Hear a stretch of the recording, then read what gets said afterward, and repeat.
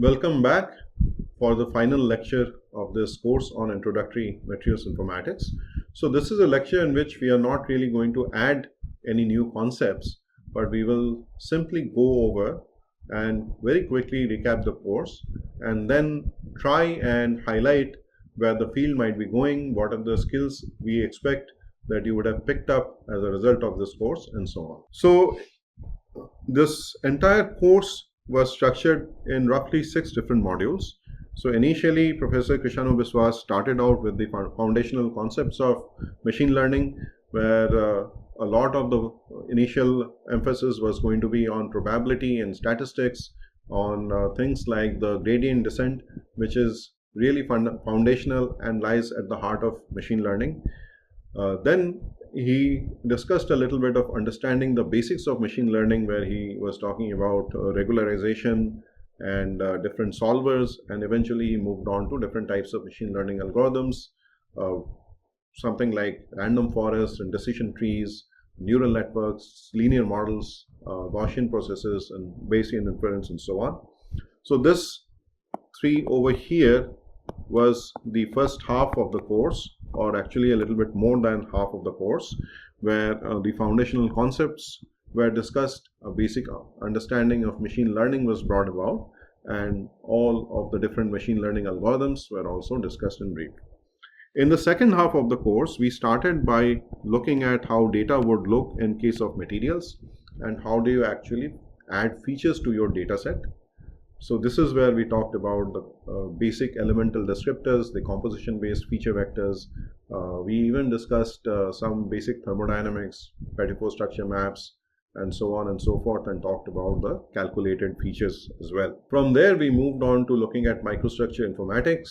We looked very briefly at the underlying mathematics of representing microstructures, and then we discussed how the microstructural representation, and in fact representation of other structures like crystal structures or organic molecules, could be done. So after going through the representation of the structure, we moved towards how we were going to interrogate the models in order to bring out the underlying physics from the machine learning models, or how we can actually use physics informed neural networks in order to develop machine learning models which are more deeply grounded in the underlying physics. And eventually, as we tied the loop, we talked about situations where you may not be having enough experimental data, and then we discussed ways of rapidly generating experimental data. So this was the entire cycle that we went through during this course. So what are the core takeaways that we have got? The first core takeaway would be the data foundations. So here, during this part of the course, you were able to understand basic probability and statistics, things like the naive Bayes rule, understanding and exploring your data. How can you do that properly? What are the tips and tricks for visualizing the data? Essentially, if you have got a database, how do you really go out and explore the database and understand what are the limitations of your database? Then we also talked about data handling. How do you pre-process the data? How can you drop out the null values? How do you curate and clean up your data set? This part is absolutely vital before you start on any machine learning type of process. So you need to understand your data, you need to know how to handle the data, and you need to get a good grasp on the statistics of your data. Moving on to the next part, there was a significant discussion on the different methods of machine learning. In fact, before getting into the methods of machine learning, things like the gradient descent were covered in significant depth, and I cannot stress this enough. Really understanding the gradient descent method is actually key to understanding machine learning. So among the different types of machine learning models, we talked about supervised and unsupervised learning. We started with the linear models, different types of linear regression or polynomial regression, and then moved on to support vectors, and then we talked about decision trees and random forests, and moved on to neural networks. So along the process, we also discussed things like regularization. How do you actually tune hyperparameter? We introduced the concepts of cross-validation. So Tuning the hyperparameters and cross-validating properly is extremely important in order to ensure that your model is properly optimized. And which of the models will you choose? Once you understand a little bit about the models themselves and you understand the underlying mechanics of your model, underlying mechanics of your material system, then you can start pulling out the appropriate model. And here, one part of our discussion was also on model selection. Typically, you would not be using only one machine learning model. You might actually want to explore a number of models and then look at the cross-validation results and figure out which model you eventually want to select. After going over the different types of machine learning processes, we started looking at how do we represent data in materials, from where can we find the data, and how do we represent the data. So this is where we started talking about how can you featureize your data set. This is where we had our discussions on elemental descriptors. And when we were talking about elemental descriptors, we tried to build up from a basic understanding, meaning we tried to build up from the basic concepts in the periodic table. And then after that, we talked about thermodynamic descriptors. Thermodynamic descriptors would be potentials like enthalpy or entropy, Gibbs free energy, and so on. And these are things that you can actually calculate. So while these elemental descriptors were excellent for being used within the ambit of the composition based feature vector, the thermodynamic descriptors were basically something which could be calculated. After that, we talked about molecular fingerprints and graph models, where we introduced this concept of the adjacency matrix, which is basically how you represent a graph.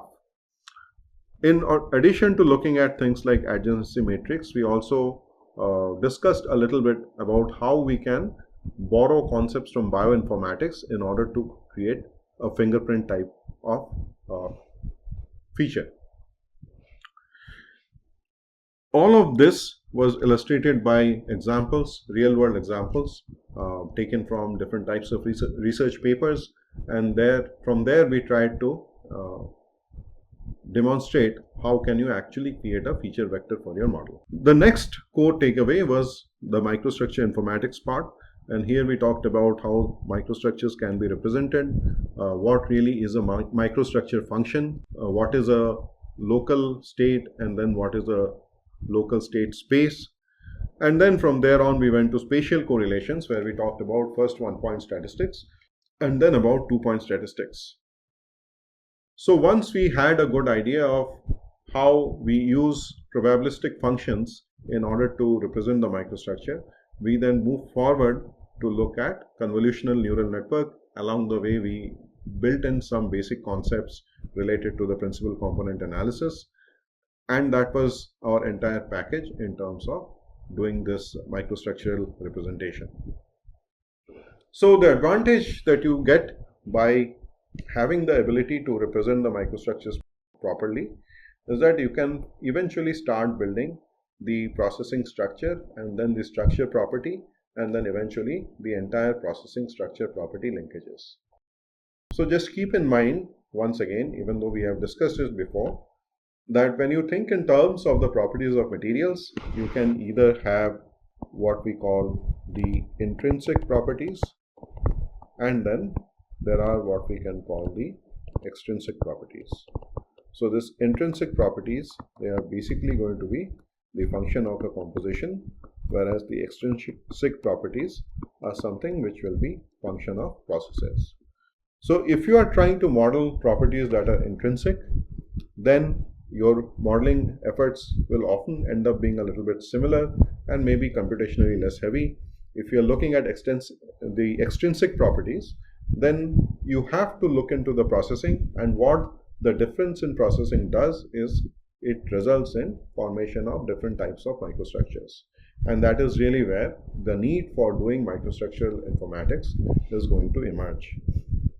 So once you have your microstructure representation done properly, you can then eventually get into doing the processing structure property linkages. So one of the important things that we also discussed over here is how do you actually encode the structural information, whether you want to use a numeric data, whether you want to use a spatial correlation type of function, whether you are even doing some kind of a one-hot encoding. So this can play an important role in how you featurize the microstructures.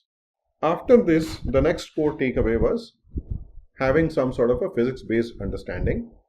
And here, we really approach it from two different perspectives. So the first one was to interrogate the model, use explainable techniques like the Shapley additive explanations, and then try and extract the underlying physics by looking carefully at the results from the machine learning model. The second approach that we adopted was we wanted to code in the physics right up front, and that is where we discussed physics informed neural networks. So depending on what you are really trying to achieve, you may be satisfied by simply interrogating your model and using algorithms like SHAP or PDP or IC in order to extract the insights from your model, or you may actually want to take so when you take a further step, that is where you start getting into the physics informed neural networks. So when you get into the physics informed neural network, now what you basically start doing is you start writing your own loss functions. So you are essentially dealing with two types of loss functions. One is what you are getting from just looking at the data by using a neural network, and then you have got a second loss function which comes from the physics of the problem. So in order to get to that, what you basically start doing here is you have to start solving the partial differential equations. You have to calculate the residuals from PD. You have to calculate the boundary condition losses and the initial condition losses and sum them up in order to get the total losses. So once you have a physics informed loss over here, next thing of course would be to minimize this physics informed loss.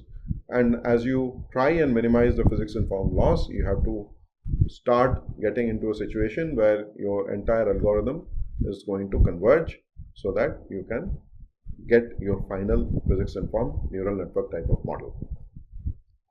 So after looking at the physics informed neural networks and different techniques for interrogating the models, we discussed a little bit about how can you augment your data sets, and there we talked about combinatorial materials processing, the different techniques that are available to us, the different methods of high throughput characterization techniques, as well as how can you generate synthetic data, and then what are the caveats which are really associated with high throughput material science from an experimental perspective, as well as the caveats that are associated with use of synthetic data. So at the end of it, I just want to wrap things up with some closing thoughts. So before wrapping up the course, I just want to talk a little bit about what are the current frontiers as far as materials informatics is concerned. So one of the things that people talk about is maybe someday we will get to a situation where we can have our own ChatGPT type of model where you can literally start chatting about materials and start getting a lot of the material specific inputs. Now that of course can be realized only when we have collected an immense amount of data. We have figured out a very good data organization schema, and then start training this large scale model and integrate that with large language models, with natural language processing and so on. A second frontier that people are working towards is the development of autonomous labs. So this is where we have a combination of material science, we have a combination of robotics, and we have got a combination of machine learning models. And then the idea over here is the machine learning models then starts informing how the experiment has to be performed, and the robot just goes ahead and performs the experiment as per the specifications of the model. So this is making the operation of a research lab completely autonomous without needing to have much of a human intervention at all. And this is really an exciting frontier that we are now slowly moving towards. Then, of course, in order to enable all of this different cutting edge research, it is very important that we handle our data properly. And so that is really where using FAIR principles in order to store our data becomes important. And this is not something that only 1 or 2 or 5 or 10 websites will do. The day we get to a situation where every researcher in the field of materials informatics starts following this FAIR principles for storing data, that is really when we will be able to leverage the large body of work which is being done by so many different people in this particular area. Finding better ways of dealing with sparse data is always a challenge. There is only so much that one can do by doing accelerated testing, and that is primarily because many times when you are doing accelerated testing, you are not really capturing the conditions properly vis-a-vis what is it that you are actually trying to predict. And then again, of course, we have been discussing about the issues that you can have with synthetic data. In order to take materials informatics to the next level, it is also important that we come up with some sort of a standard database which every researcher in this field will be able to access. So is there a way in which we can find a method to pool all of the data that has been generated into a single standard database which remains broadly accessible? One of the things which is closely connected with this concept of the autonomous labs is also integrating AI and ML in material synthesis type of workflow. And this is something which is already happening with the nascent steps already being taken. And this comes from one of the topics that we actually did not cover in this course, which is NLP. So one of the things that researchers are now trying to do is use NLP in order to rapidly scan through all the published literature, and after that, based on the word association which is getting built by a scanning of those research literature, is formation of recipes for making different types of materials with different target properties. So this is basically what we call as text mining synthesis. So text mining synthesis is again one of the things which is there at the cutting edge of materials informatics research. Finally, the discussion would not be complete if we did not talk about digital twins. So digital twins is one of the frontiers that we are looking at. When we talk about digital twins, by and large, we are looking at reproducing things which are at the scale of a plant or a factory. But then we are in that process, we have so far neglected a little bit about making a proper digital twin of the material. So can we actually get to a digital twin where all the material relevant characteristics of the different components, the amount of defects and the distribution of the defects therein is taken into account in order to develop a very large scale machine learning model? So that is another thing which is now at the frontiers of materials informatics research. Throughout this course, we expect that you would have mastered a bunch of skills which would hold you in good stead as you move forward in your own careers. So the first and foremost skill that we hope you have mastered is basically data literacy and handling statistics. So can you actually use statistics to look into your own research? Can you actually use statistics to carefully look through the data and sift through the data? That is one of the skills we expect that you would have learned at the end of this course. The second skill that we hope you have picked up would be about data handling and pre-processing. How do you clean up your data? All of that is really important in order to put together a robust database which is integral to doing any type of machine learning. And then while we have been giving you examples from the world of materials, obviously once you master the data handling procedures and once you know how to clean up your data, these skills are transferable and there is no reason why they are restricted only to the world of materials. You can go beyond the world of materials with this as well. An overall broad understanding of the machine learning family, different types of supervised and unsupervised types of machine learning, what are the different types of machine learning algorithms, how do they actually function, that is something that we hope we have picked up, as also feature engineering, because that is really important. And I hope we have been able to emphasize that feature engineering in case of materials informatics does require a good amount of domain knowledge. And with that in mind, throughout the course, especially throughout the second part of the course, we have tried to build in some of the fundamental concepts of materials engineering into the lectures. And so the idea here is if you understand the basic concepts of materials engineering, you are going to be much better positioned in order to do materials informatics. But then the concepts of materials engineering will become useful in many other areas as well. So this is another skill which we hope that you have picked up. And then the next thing that we discussed was model interrogation, and really with Cosmore type of approach as well as an explanation of how SHAP works, the idea was to equip you with the type of thinking that is required for interrogating complex problems, not just a machine learning type of process, but any complex problems. The idea here is you can start looking into partial dependencies, and that would be one way in which you take a stab at understanding an entire complicated model or entire complicated problem. And finally, we hope that you have also picked up the skill of taking the statistical models and then integrating that with the underlying physics to come up with something which is much more tangible and coherent. I think as we end, we should also acknowledge some of the topics that we did not cover in the course, and this is just for your own benefit in case you are interested to read up more on them. So first and foremost, I would say NLP, that is something we didn't talk about. So there's an entire world of interesting machine learning to be done in case of large language models with transformers and so on. And that is something that we did not talk at all in this particular course. Another area that we skipped completely was quantum computing and quantum algorithms and how those can be used in machine learning. And one of the reasons for that is this was always designed to be a very introductory level materials informatics course.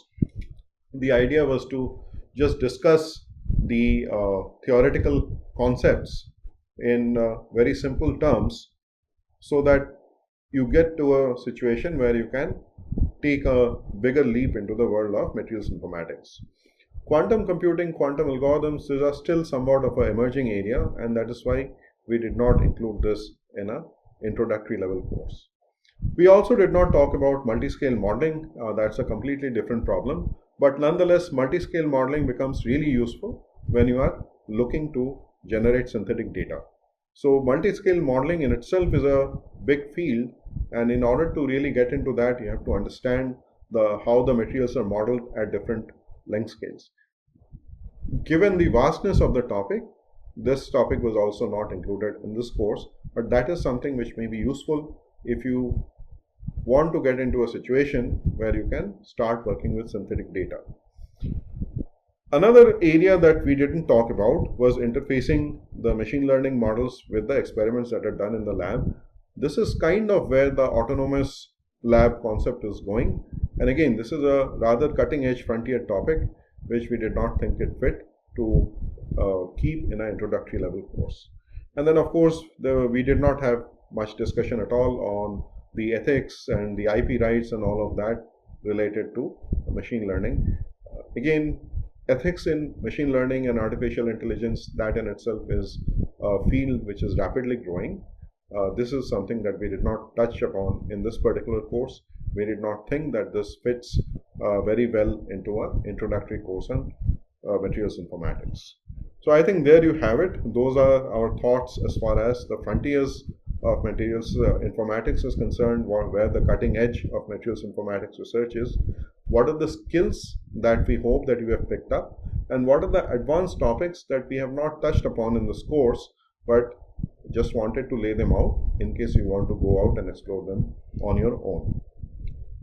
Now, as we come to an end, I just want to offer a word of thanks and heartfelt gratitude to a number of people. A lot of people's efforts were absolutely critical in putting this course together. So I want to start out by thanking the IIT Kanpur team led by Professor Krishanu Biswas, who gave a lot of the lectures for this particular course, to Moitri Rath, who was involved with editing and uploading the lectures, to Yanki Gurung, who was also involved in editing and uploading the lectures, Manoj Yadav, who was the teaching assistant from IIT Kanpur. And then from IIT Ropar team, I really want to thank Rudraksh Bharadwaj, who's been the TA for this course from IIT Ropar and who's helped a lot with recording of the lectures.